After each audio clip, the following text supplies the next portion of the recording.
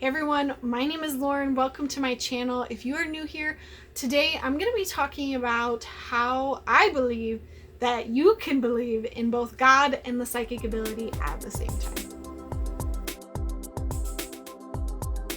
So I found recently that I seem to attract several people who both believe in what I do, but also are pretty big believers in God, whether that be that they're Christian, it's usually that they're Christian or Catholic, or just have a very strong sense of religious belief around God. And they all say the same thing to me, which is, Lauren, I believe in what you do. I know you've connected because you've said things that no one else would have known. But at the same time, I believe in God. And, there's this energy of I believe in God, so, don't count me as part of what you do. But also I'm interested and I'm also okay with it. And so I find this reaction interesting because it tells me something about people, that they believe in the things that they experience psychically, but it doesn't fit into their personal religious belief system. And so I want to talk about how even if you have a religious belief or lack of religious belief, how the psychic ability can still fit in to that and how it all still works together. I'm starting to lose my voice. I've recorded too many videos today. So when people say this to me, it's usually coming down to the assumption that the two can't coexist, that you can't believe in God and you can't believe in the psychic ability. And a lot of that just comes from not understanding the psychic ability, and so they sort of blanket all of this work under something probably negative. Maybe it's devil worshiping or something like that. Side note, I don't worship the devil, you guys. I don't even believe in the devil. Let's take a step back. Where do these negative connotations come from?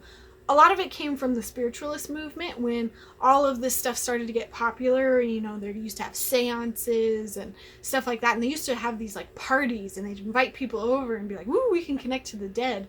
And it started out with good intentions. And I'm sure a lot of people actually did connect with spirits. And, this is where the Ouija board came from and everything. But it started to escalate. And back then it became more about, oh, how many ghosts can your party attract, and how much of a wow factor can you give your guests? And so that's when they started exposing all these people who would throw these parties. You hear they turn on the lights and they've got a sheet going on a wire or something like that look like a ghost. And so just like any sort of religious or spiritual stuff, it's the crazies, it's the negative, it's the people that did it wrong that get most remembered. The second thing of why I think there's a lot of fear around the work that I do is TV and media. Obviously, you see scary movies, you see demons, you see possessions, you see all these things, and they have to hype it up because a lot of the filmmakers that are creating this just don't really understand what's going on and how this stuff works. And to sell, you have to hype it up and make it scarier. And so just know that a lot of that stuff on TV is mostly incorrect. And I think that's why a lot of people feel like they can't get into this, because it's got all these scary negative things and it doesn't fit into their religion. So if you can set all of these things aside and understand that there might be some misinformation around psychics and what they do, then I think the next thing that I'm going to say will be a little bit easier to understand. So religion and the psychic ability are two totally different things. You can have any sort of religion over here, and then you can have the psychic ability. The psychic ability is purely an ability. It is a ability that you exercise, and the more you work it out, it's like a muscle. The more you work it out, the stronger it gets. And the psychic ability is purely about making sure you are a clean and clear vessel for information to come through. And that information can come from anywhere. It can come from God, it can come from source, it can come from universe, whatever you call it. It can come from angels, it can come from spirit guides, it can come from animal totems or animal spirit guides. But just know that being psychic doesn't, it's not assigned to a certain religion. And being psychic is purely just filtering that information from that other side and bringing it down and bringing it out. And when you think about it, a lot of these religions have some sort of version of a psychic, I'd like to say. They have prophets, they have oracles, they have shamans. And all of these people sort of in general have the same title, and that's that they connect to this other side and deliver the information from whatever being you believe in. So if you go to a psychic who is also Wiccan, that psychic probably is going to have some personal beliefs that sort of filter or bias her readings. And if you go to someone who is a Christian believer and they are psychic, they are also going to read through that lens of their belief system. So therefore, a Christian psychic might pick up and use the words angels and the devil and stuff like that more than somebody who is Wiccan, who might not interpret it that way, and they might not see it that way. Doesn't mean they aren't connecting to the same source, the same things. It could very well be that they are all connecting to something similar, but the filter, the language that they receive that information in is going to be different. So this is why we say that religion often shapes your psychic ability. And this is why I personally choose to set aside my religious beliefs when I do readings. But even then, I can't completely set them aside because I have my personal beliefs, and when you believe something, it means you don't believe in something else. And so, if I don't believe in past lives, for example, I'm probably not going to read past lives for other people because that is not there, that's not prevalent to me, and therefore I might not pick it up. And so that's why I encourage you, if you are looking into psychics, to find psychics that either have the same belief system as you or choose not to have religion in their readings at all. And this is what I was taught by my mentor. And I think it has been proven to be very useful in that I don't assign religion to anything I do. And therefore I can speak to anyone of any religion and still put it in the terms that they might understand. And I'm very cautious when I read and I say things like, God or source or whatever you want to call it. And I make sure that I don't use words like angels unless I feel like they believe in angels. I might just say higher vibrational beings. If they don't believe in spirit guides, I might use a different term. But I always preface it with whatever you believe, whatever it makes you feel. Because I think it's very important that we respect each other's religious beliefs. And as psychics, we can connect to that same source, and although we might categorize it as something over here, we have to understand that not everybody sees it that way. And so we can connect better when we are less specific, if that makes sense. And so this is kind of an inherent problem with the psychic ability. You can never get rid of that filter. You can never get rid of that bias. You can as much as possible. But just know that it's definitely always there, and it influences how psychics interpret things, which is why we are not God, and why you should never take anything we say like God. We are still us. We are still like you.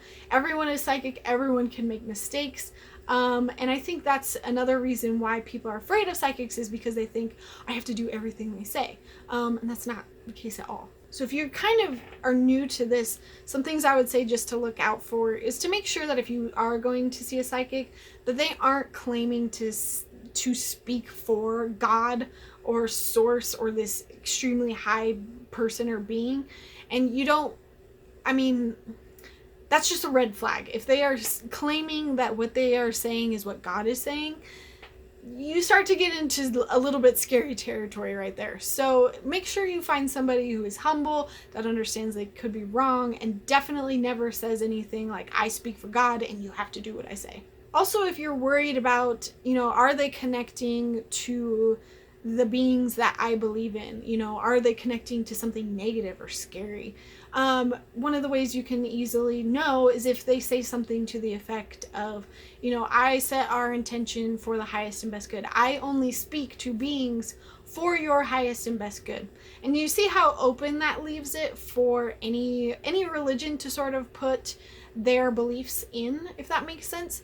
As long as I'm setting the intention that I'm only speaking to positive beings and receiving information from positive guides, then the intention alone will make sure that that happens, and you're not going to be speaking to anybody scary or anybody negative. So back to my original point, how can I believe in God and also believe in what you do? Well, I think it requires the understanding that you have your personal religious beliefs over here, and you trust those and you firmly believe in those. You believe that there's God, you believe in your religion, but you also believe that psychics are able to connect, that they are able to connect to something of your highest and best good, that they are able to connect to that higher source to deliver you messages that are going to help you. Now, if you believe that these two things can coexist, then it's a lot easier for psychics to read you, number one, and that trust that you have will just help you both feel secure in your personal beliefs, but also open you up to maybe messages that can be helpful for you. A psychic shouldn't make you compromise your beliefs. A psychic should not tell you how to believe.